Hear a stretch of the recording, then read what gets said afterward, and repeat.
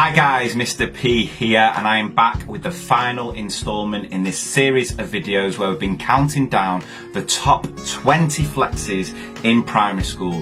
The things you did in primary school that gave you a sense of self-importance, where you felt you were above your fellow peers. We've been counting them down. If you've not watched the other videos, go and do them. I'll link them in the description to this video because we are now at the top 5. So let's get going with number 5. So number 5, and this is something that has changed over the years with the improvements of technology. Back in my day, it was holding the slides on the overhead projector, whereas now it might be pressing the arrow on the laptop. But we're talking about controlling the lyrics in singing assembly. And this was like being the Calvin Harris of your primary school.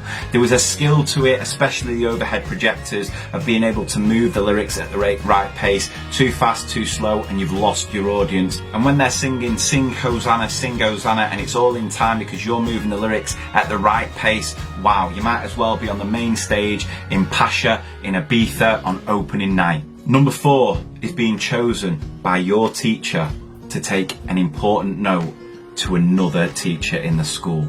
The fact out of the 30 children in your class, you've been hand-picked to take this incredibly important note to another place around the school, especially if the teacher says, whatever you do, don't read it, because usually it's something about what you're having for lunch or whatever it might be.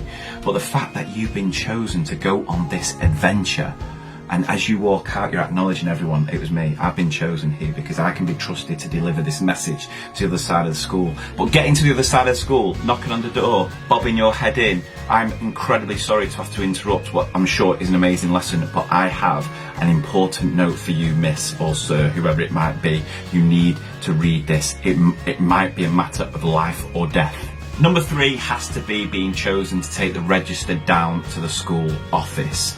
Now this, when you are Key Stage 2, is a huge deal because you have to do it on your own. No longer can you say, can I take a friend? Yeah, sure. No. You're big time now. You've got to make that journey on your own. And again, this is an important job because the office staff need to know who's there, who's not. But also, it might be that you've then got to send a message back. And usually, if it's a message from the office, it's something important. And you could be the bearer of bad news. Sorry, Mr. P, but the office staff told me to tell you that Greg's mum was on the phone and she wants another meeting. Number 2 is what you've waited your whole primary school life for. You've waited for years so that you can be in year 6 and finally get the luxury of being able to sit on those wooden benches during an assembly. Oh, the privilege of looking down on these peasants before you as you sit in ultimate comfort of a wooden bench instead of a wooden floor is just a different level. We've finally made it. We are here. The number 1 biggest flex when you were at primary school has to be leaving a lesson early to go and represent your school in a sports team at an external competition. This is different level. Let's be fair, as a teacher, it's really, really annoying because the child knows it's 2:30 when they've got to go, but they then remind you at 2, 5 past, 10 past, quarter past, 20 past, 25 past, 26, 27 past, 28 past, 29 past, half past. Right, now you can finally go. But as a child, that moment where the teacher comes to the classroom to collect you and you have to stand up in front of your class, making eye contact, letting them know that you are about to go and represent your school. I'm bringing it back. Bringing it back, boys. That silverware will be displayed proudly at the front of the school office. I'm bringing it back. You're looking at the MVP. And knowing no matter what happens, whether you come first in this competition or last, you are going to then get your mention, your moment in assembly in front of the whole school to stand up, take your applause, knowing that you've represented the school to the best of your ability.